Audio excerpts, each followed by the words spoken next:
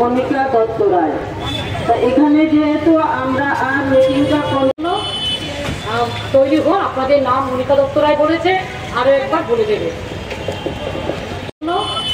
CIT অনুমোদিত Tripura mid day meal workers union আজকে তাদের কিছু জ্বলন্ত সমস্যা নিয়ে 10 দফা দাবির ভিত্তিতে এলিমেন্টারি এডুকেশনের অধিকর্তার কাছে ডেপুটেশনে মিলিত হতে যাচ্ছেন। তার আগে আমরা এখানে একটা ছোট্ট বিক্ষোভ সভা করেছি।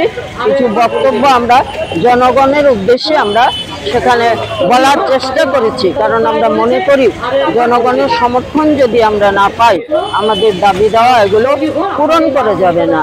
মিড ডে মিল কর্মীরা অত্যন্ত গরিব অংশের মানুষ, অর্থনৈতিক দিক থেকে অত্যন্ত পিছিয়ে পড়া অংশের মানুষ তারা। না হলে কি 2500 টাকা বেতনে কেউ কাজ করেন? একজন গৃহ পরিচারিকা তিনি যদি বাড়িতে দুটো বাড়িতে কাজ করেন তিনি 6 থেকে 8,000 টাকা রোজগার করতে পারেন। তাহলে মিড ডে মিল কর্মীরা 5-6 ঘন্টা তারা স্কুলে কাজ করেন, তার বিনিময়ে মাত্র 2500 টাকা পান। আমরা চাইছি যে এই বেতনটা যাতে বৃদ্ধি করা হয়। আমরা দেখেছি অন্যান্য রাজ্যে বিজেপি সরকার আছে কিন্তু বেতন তাদের বৃদ্ধি করা হয়েছে, কিন্তু এখানে এমনই একটা সরকার, অমানবিক সরকার, গরিবের প্রতি তাদের কোনো সহানুভূতি নয়। উল্টো যে মিড ডে মিল কর্মী যারা গরিব অংশের মানুষ আমি বললাম তাদেরকে অনবরত ছাঁটাই করা হচ্ছে। 2018 সালেই 450 ছাঁটাই করা হয়েছিল, 2023 সালে আরো 100-র মতো ছাঁটাই করা হয়েছে। অথচ ছাঁটাইয়ের জন্য কোনো কাগজ তাদেরকে দেওয়া হচ্ছে না। নিয়মটা হলো যে শপথ করতে হয় ছাঁটাই করতে গেলে, কারণ দর্শাতে হয়। কোনো কারণ দর্শানোর কোনো ব্যাপার নেই, ডেকে বলে দেওয়া হচ্ছে কাল থেকে তুমি কাজে আসবে না, শেষ খতম। তাহলে আমি একটা কথা বলতে চাই এই গভর্নমেন্টের উদ্দেশ্যে, সেটা হলো আমরা বলি একটা প্রবাদ বাক্য আছে, ভাত দেবার মুরদ নেই কিল মারার গুসাই। ভাত দিতে পারছেন না অথচ ভাতের থালা সামনে থেকে কেড়ে নিচ্ছেন। এছাড়া আরো আমাদের দাবি আছে, দাবি সনদ আপনাদের কাছে দিয়ে দেবো আমরা। 10 দফা দাবিতে আজকে আমাদের এই কর্মসূচি। প্রথম হলো বেতন পাচ্ছেন না তারা, 2 মাস 3 মাস 4 মাস 5 মাস চলে যাচ্ছে, বেতন দেওয়া হচ্ছে না। এমনিতে 2500 টাকা বেতন। তারপর সময় মতো আমাদের দাবি যে প্রতি মাসের প্রথম সপ্তাহে আমাদের মিড ডে মিল কর্মীদের বেতন দিতে হবে এবং 12 মাসের বেতন দিতে হবে। বিভিন্ন রাজ্যে দেওয়া হচ্ছে, হরিয়ানায়, হিমাচল প্রদেশে 12 মাসের বেতন দেওয়া হচ্ছে, সেখানেও তো বামফ্রন্ট সরকার নেই কিন্তু দেওয়া হচ্ছে 12 মাসের বেতন। বেতন বৃদ্ধি করা হচ্ছে।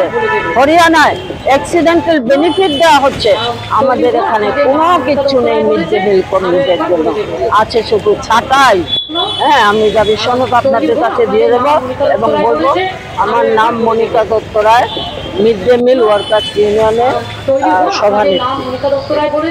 এই প্রত্যয় ব্যক্ত করে আপনাদের সবাইকে অভিনন্দন জানিয়ে আমার কথা বলা শেষ করছি।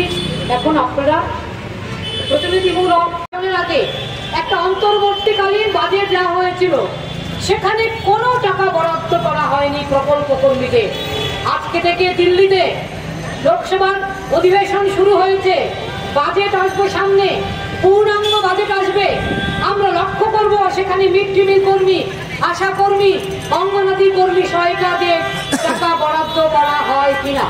যদি 1 পয়সাও বরাদ্দ করা না হয় তার জন্য আগামী দিনে আরো বৃহত্তর লড়াইয়ের জন্য আপনারা প্রস্তুত হন। আপনাদের ভয় আছে, কাজ হারিয়ে যাওয়ার ভয় আছে, কিন্তু আপনাদের আমরা এই কথা বলছি যে আপনারা যদি ঘর থেকে না বেরোন তাহলে তো আমরা লড়াইয়ের শক্তিটা হারিয়ে ফেলবো।